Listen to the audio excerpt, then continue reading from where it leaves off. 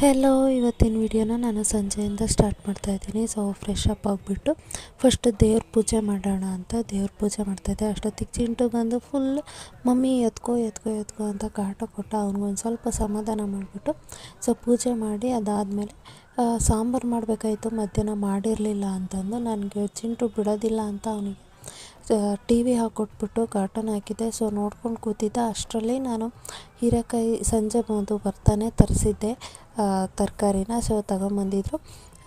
ಸಾಂಬಾರು ಮಾಡಿದೆ, ಹೀರೆಕಾಯಿ ಉದ್ಕ ಮಾಡಿದ್ದೆ. ಸೊ ಪಲ್ಯ ಸಾಂಬಾರು ಎಲ್ಲ ಮಾಡೋ ಅಷ್ಟರಲ್ಲಿ ಆಲ್ಮೋಸ್ಟ್ 7:30 ಆಗೋಯಿತು.